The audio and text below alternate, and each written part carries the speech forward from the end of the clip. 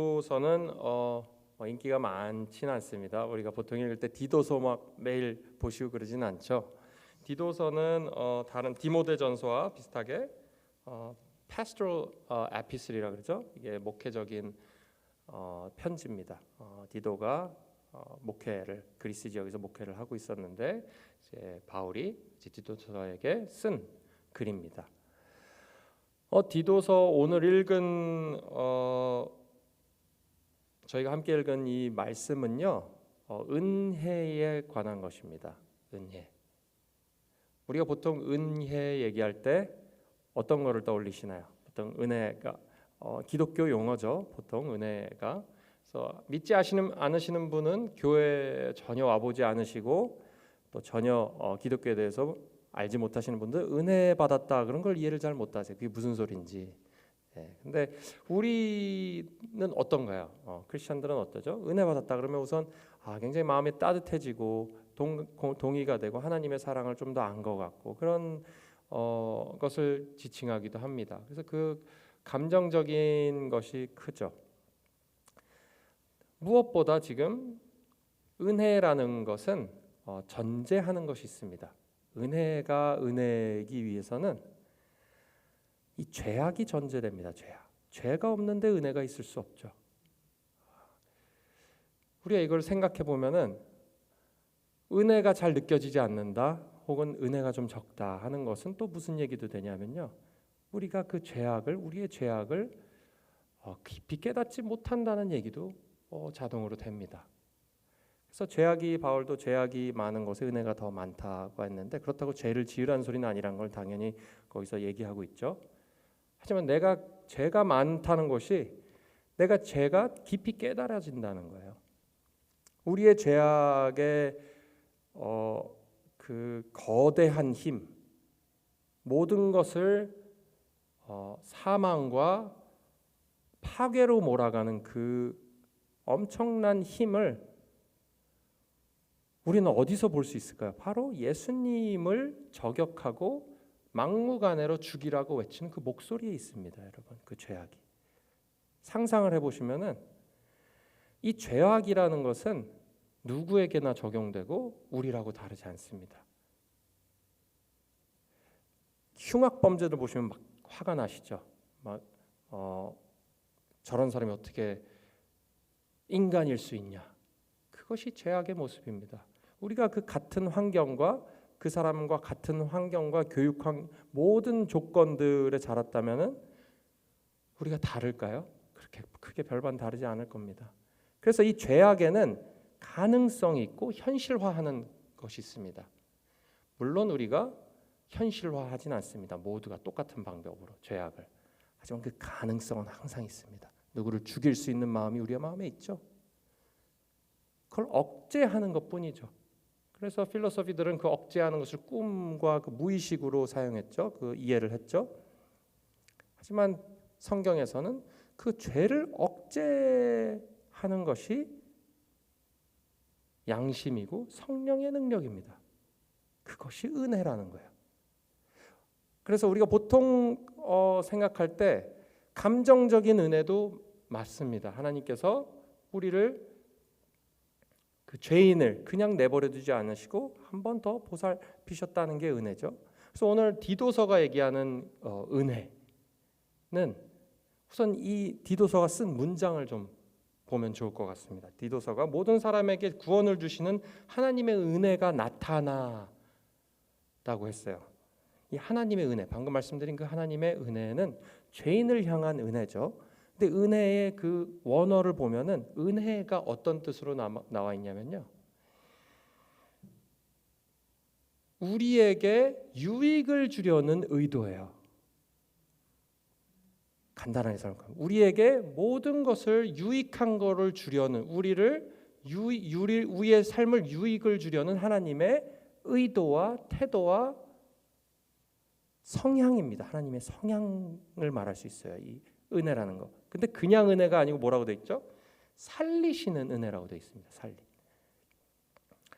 살리시는 은혜. 그러니까 우리는 하나님을 바라볼 때 하나님에게 은혜 받았다 그럴 때 우리를 죄악에서 살리시는 그 하나님의 감정, 하나님의 성향, 하나님의 태도, 하나님의 능력을 다 보는 거예요. 느끼는 거예요. 그걸 알게 되는 것이죠. 그 은혜라는 것은 단순히 감정적인 것만은 아닙니다. 물론 그것을 알았을 때 우리가 마음에 따뜻함이 있고 사랑이 느껴지고 평안함을 주죠. 그것도 너무 맞습니다. 감정도 하나님이 주시는 것이죠. 근데 여기서 우리가 더 중요한 것은 하나님이 드러내셨다라고 되어 있어요. 그 은혜를, 살리시는 은혜를 드러내셨다.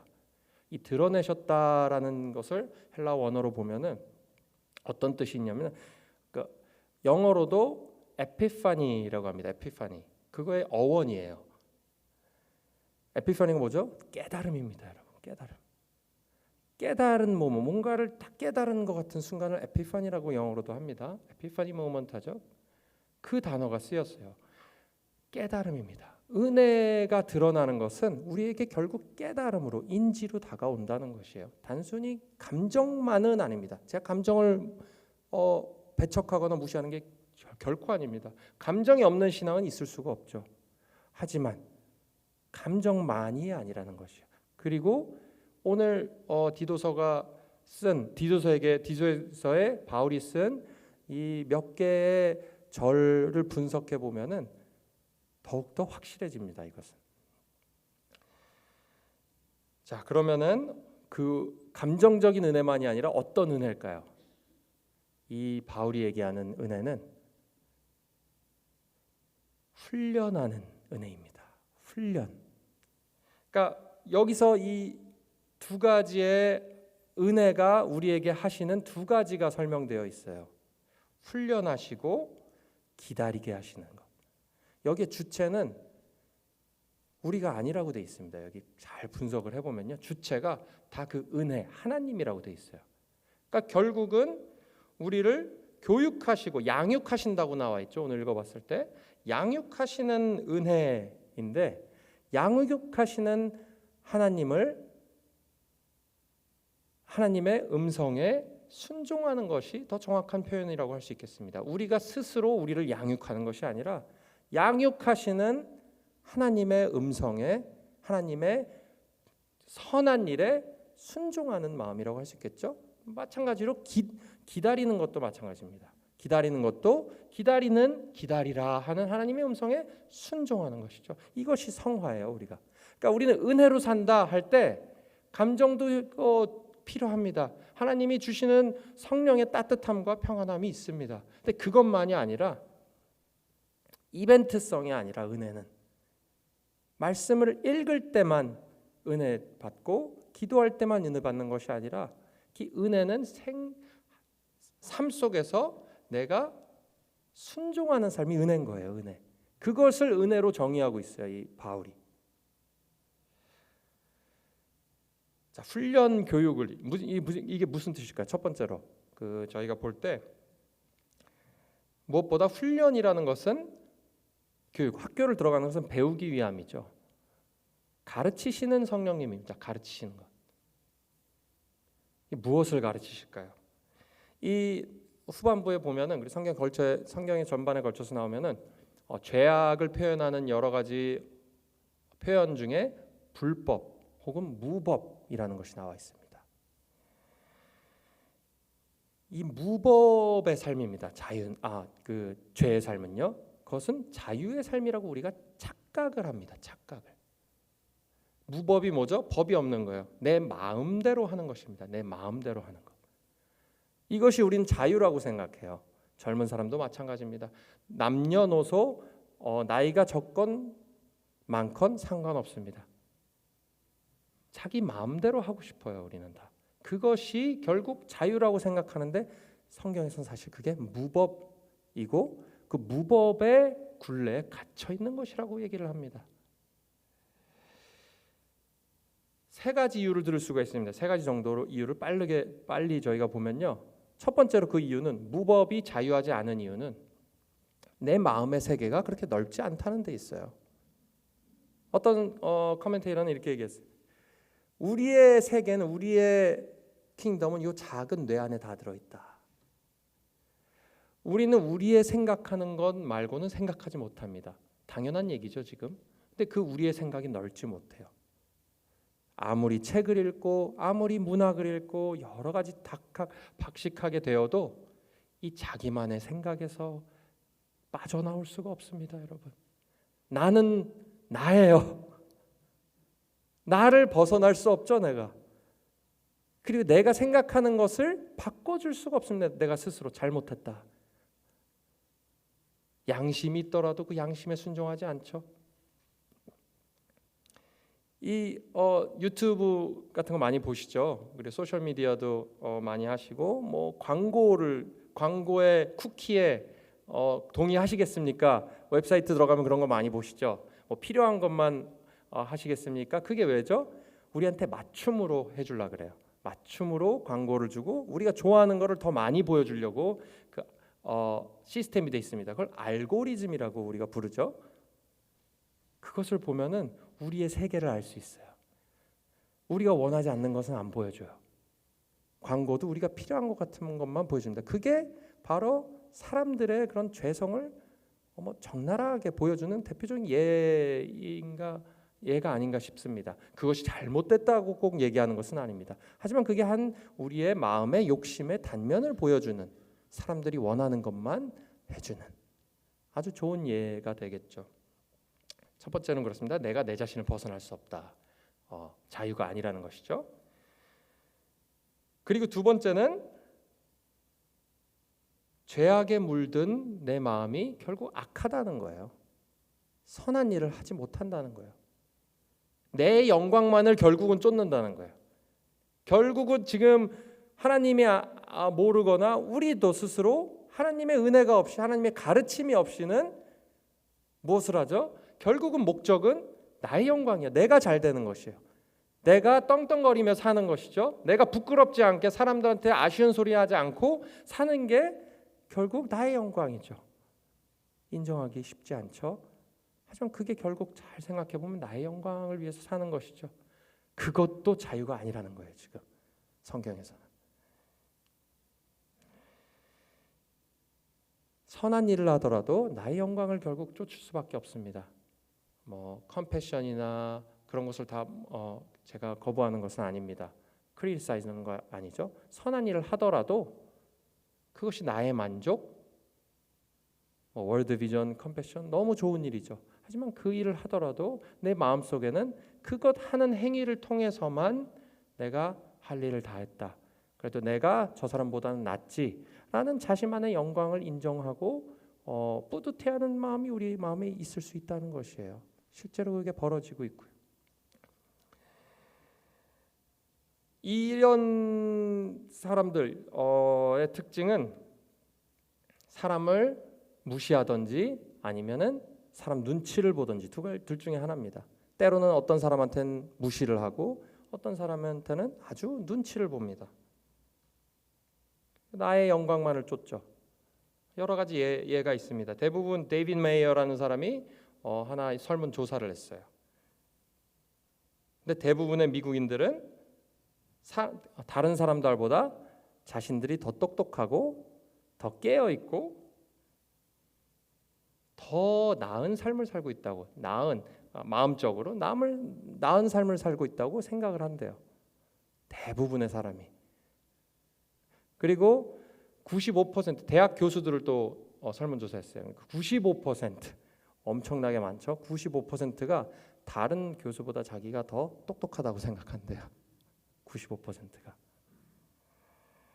그리고 이 고등학생들한테 수많은 고등학생들한테 80만이 넘는 고등학생들한테 설문조사, 고등학교 시니어죠, 고3들한테 설문조사를 했어요. 재밌습니다. 나는 사람들이랑 잘 어울린다. 아주 사람들이랑 원만하게 잘 지내고 사람들이 날 좋아하고 그런다. 라는 질문을 했을 때 평균보다 나는 훨씬 좋다라고 생각하는 고등학생이 몇 퍼센트였을까요? 여러분 100%입니다. 100%로 자기가 괜찮은 사람이라고 생각을 한다는 거죠. 여러 가지 교육적인 그런 방향과 그런 의도가 포함되어 있을 수도 있습니다. 그렇게 해야 된다고 생각을 하기 때문에 나는 괜찮은 사람이라고 주입식 교육을 받기도 하죠. 미국에서는. 결국은 우리가 자유하지 못하다는 거예요. 자기 자신을 있는 그대로 보지 못하는 거예요. 자기가 너무 자기에 대해서 과대평가하는 우리라는 것이죠. 나의 영광을 쫓고 결국은 내 영광이 목표가 되는 이유이기도 합니다. 그리고 마지막으로 내 마음이 악하다는 것이죠. 악하다. 아까 말씀드린 대로 이기적이고 악하다는 겁니다.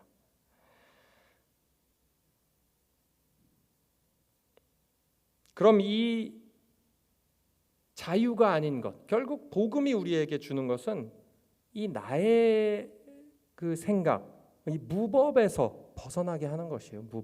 무법에서. 그렇기 때문에 하나님이 지금 바울이 얘기하는 은혜는 이 무법을 없애는 은혜입니다. 무법에서 자유케 하는 은혜고 결국은 우리를 가르쳐주는 은혜예요. 훈련하는 은혜입니다. 훈련하는. 그래서 첫 번째로 훈련하는 것이 어떤 훈련을 하시냐, 두 가지를 보려고 합니다. 빠르게 보겠습니다. 첫 번째는 노하는 훈련입니다. 버리는 훈련이기도 합니다. 이게 원어로 보면은. 그리고 억누르는 훈련이기도 합니다. 우리가 지금 살아갈 때 무엇을 해야 되겠다는 생각은 많이 해요. 우리가. 근데 무엇을 하지 말아야 되겠다라는 생각을 많이 하지는 않습니다. 근데 성경 우리가 하나님께서 우리에게 훈련하시는 그 은혜는, 그 훈련은 뭘 하지 말아야지를 아는 훈련입니다. 이게 무슨 소리일까요? 이 본문을 분석해 보면은 우선 경건하지 않은 두 가지를 하지 말아야 되는 것을 얘기하고 있어요. 경건하지 않은 것과 그리고 세상적인 욕망을 하지 말아야 될 것, 억제해야 될 것, 버려야 되는 것으로 나옵니다. 이게 무슨 뜻일까요? 첫 번째로 경건하지 않은 것을 버려야 합니다. 경건하지 않은 것이 무엇이죠? 우리가 보통 경건하지 않은 것을 얘기할 때 어떻게 하죠? 경건한 게 어떤 거죠? 잘 웃고 이렇게 말씀 얘기하면 쿡 찔르면 말씀이 막 나올 것 같고 그래 항상 성령 충만하게 언제나 기쁘고 옆에서는 막 화내고 있는데 나는 그래도 흔들리지 않고 항상 웃으면서 얘기할 수 있고 이런 것이 경건일까요? 그렇지 않습니다. 이것도 뭐 경건의 하나의 열매일 수는 있겠죠. 이런 것들이. 근데 경건 자체는 아닙니다. 이 경건이란 단어를 보면 여기서 경건하지 않음을 보면은 어떤 뜻이 들어있냐면요. 하나님을 있는 그대로 보지 않는다는 거예요. 하나님을 있는 그대로 보지 않는다는 겁니다. 하나님을 오해한다는 겁니다. 하나님이 어떠신 분인지 내 나름 생각해서 행동한다는 거예요. 그리고 하나님을 알려고 하지도 않는 것입니다. 불법과 무법과 연결이 됩니다. 다. 내 마음대로 생각하고 내 마음대로 한다는 것이에요. 이것으로부터 비롯된 모든 행동들이 포함됩니다. 잘 생각해 보면요. 우리가 믿음으로 하지 않은 것은 모든 것이 죄라 그러셨던 말이 정말 맞아요. 우리가 하나님이 선하시고 아까 말씀드린 은혜, 나에 대한 유익을 주려고 하시고 모든 것이 합력하여 선을 이루는 하나님의 의도와 그 능력을 우리가 삶 속에서 자주 까먹고 때로는 믿을 수가 없습니다. 상황이 이렇게 됐는데 어떻게 그러실 수가 있죠? 그것이 바로 경건하지 않음이에요. 경건하지 않음. 여기서 바울이 정의하는 것은 결국은 그래서 우리가 하나님이 하시는 것을 모르게 되는 거죠. 무슨 일을 하시는지. 이 훈련하는 것입니다. 그래서 우리를 훈련하시고 교육하시는 분이 언제나 계시다는 것을 인지하는 것이죠. 우리가 스스로 교육할 수는 없습니다. 하지만 분명히 성령께서 깨달아지는, 드러내시는 그런 깨달음의 은혜가 분명히 있습니다. 우리 삶 속에서. 근데 그 깨달음의 순간을 우리가 순종하지 않는 것. 저는 깨달음의 순간이 없는데요. 심각한 상태신 것이죠. 정말 생각보다 굉장히 심각한 영적 어둠 속에 있으신 게 아닌가 싶습니다. 만약 그런 생각을 드신 분이라면 큰 은혜가 필요합니다.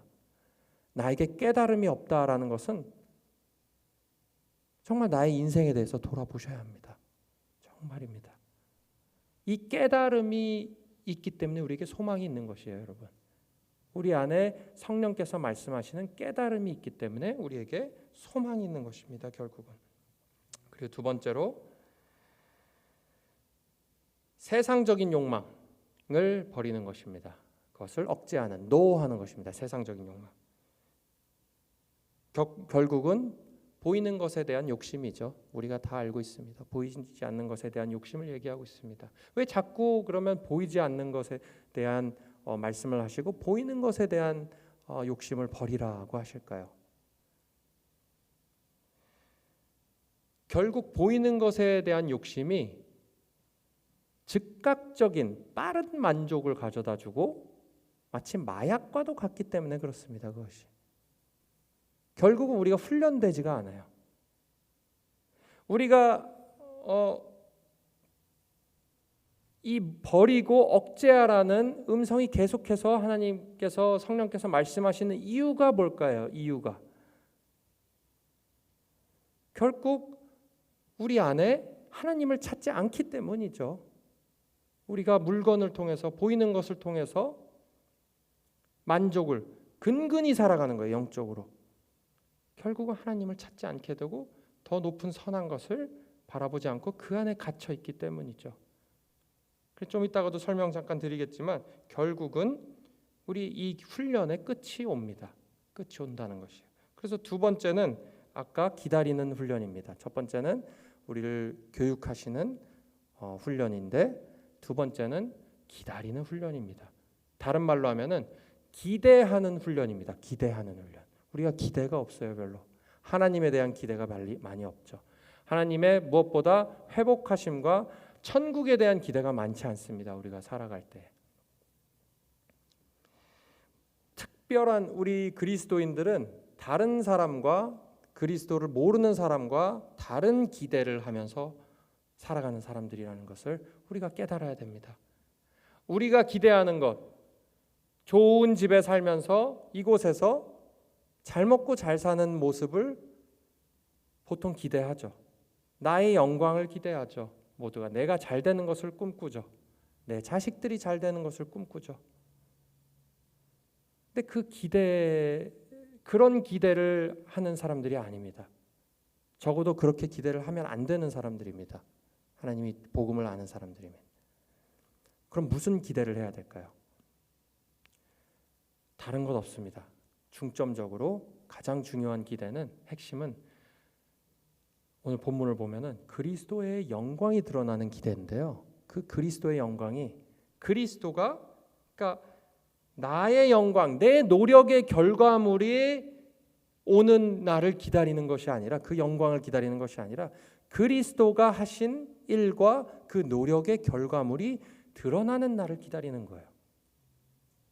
이것은 단순히 우리가 죽고 나서 예수님이 그냥 오실 때만 드러나는 영광을 기다리는 것뿐만이 아닙니다. 우리 안에서 매일매일 삶 속에서 예수님이 시작하신 일, 선한 일의 열매가 언젠가 맺어질지 그것을 기대하는 거예요. 우리 삶 속에서. 분명히 열매는 작은 열매들을 분명히 주십니다. 분명히.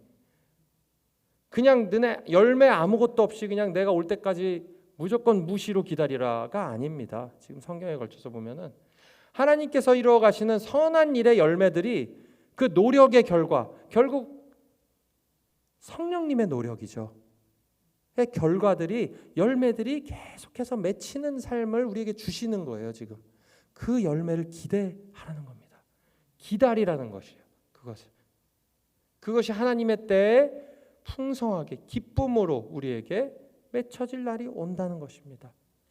그리고 그것이 다 계산되어서 하나님께서 큰 보상으로 돌아오실 때 주시는 날이 총결산한 날도 온다는 것이에요. 지금 그 날을 기다리는 훈련입니다. 그러니까 내가 노력해서 하는 것 같죠.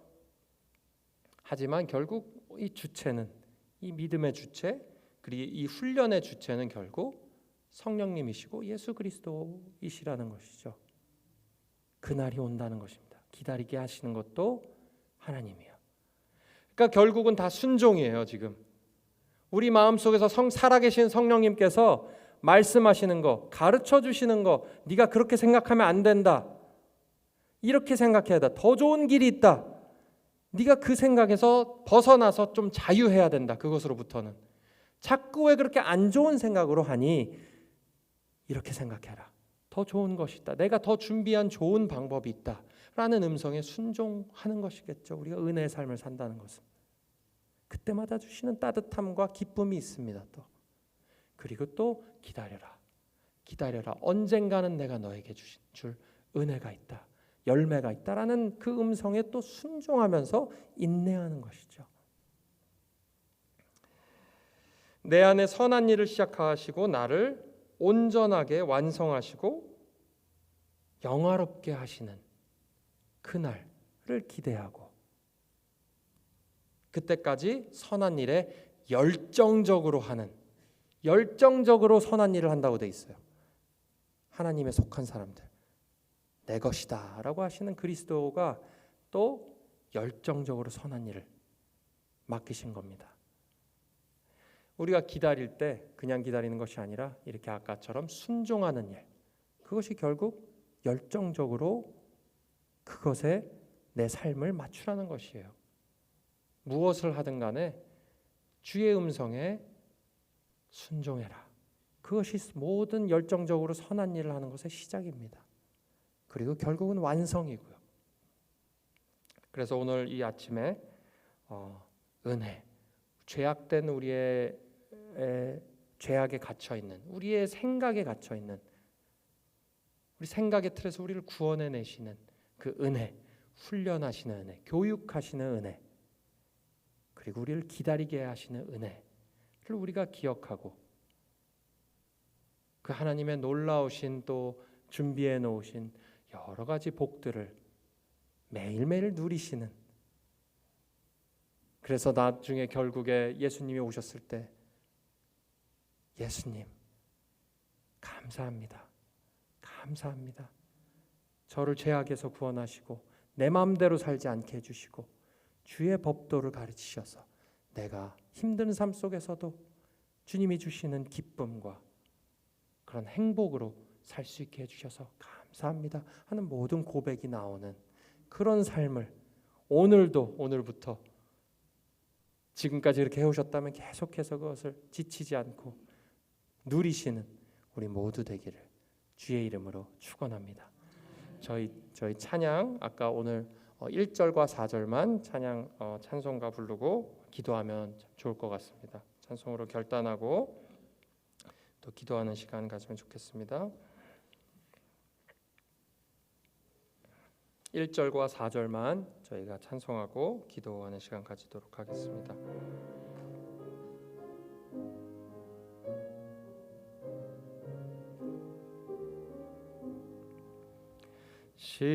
십자가를 질 수 있나 주가 물어보실 때 죽기까지 따르오리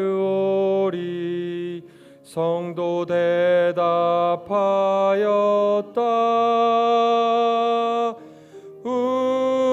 우리의 심령 주의 것이니 주님의 형상 만드소서. 주 인도 따라 살아갈 동안 사랑과 충성 늘 바치오리다. 이런 일 다 할 수 있나 주가 물어보실 때 용감한 자 바울처럼 선뜻 대답하리라.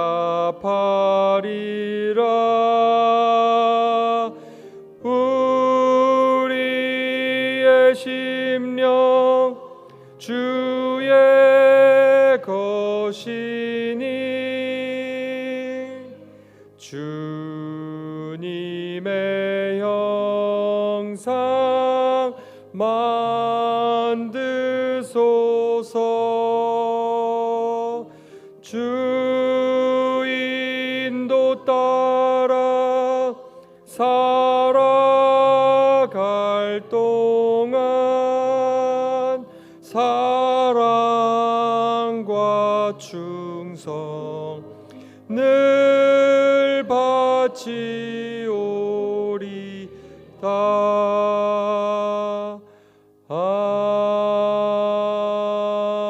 아멘. 하나님, 저희 죄악된 저희의 생각을 깨트리시고 저희 안에 갇혀 있는 저희의 모습들을 불쌍히 여겨주시고 말씀으로 저희를 구원하여 주시옵소서. 저희를 가르쳐 주시고 저희를 교육하여 주시옵소서. 성령께서 저희 각자의 삶 속에서 다르게 말씀하시는 것이 있는 줄 믿습니다. 하나님께서 말씀하실 때 우리 모두 순종할 수 있는 마음 또한 허락하시고 그 순종의 기쁨으로 살게 또한 하여 주시옵소서. 계속해서 우리가 배워나갈 때 결국은 우리가 천국에 알맞는 사람으로 하나님께서 완성하시는 것을 믿습니다. 그날을 기다리는 인내심 또한 허락하셔서 우리의 삶 속에서 우리의 영광, 보이는 영광을 기대하고 사는 것이 아니라 주님께서 시작하신 선한 일을 그리스도의 노력과 성령의 노력의 열매가 맺어지는 삶 되게 하시고 그 삶 속에서 그 열매를 기다리고 기대하는 삶 살게 하여 주시옵소서. 그리고 그 작은 열매들의 총결산하실 그 날을 또한 기대하며 그리스도가 영광스럽게 그리스도의 은혜가 업적이 그 영광이 놀라운 영광이 밝히 드러나는 날을 또 기대하며 살게 하여 주시옵소서. 기다리는 시간이 힘들지 않게 힘주시고 큰 은혜 매일매일 허락하여 주시옵소서. 우리를 변화시켜 주시옵소서. 예수 그리스도의 이름으로 기도드리옵나이다. 아멘. 감사드립니다. 기도하시고 돌아가시면 되겠습니다.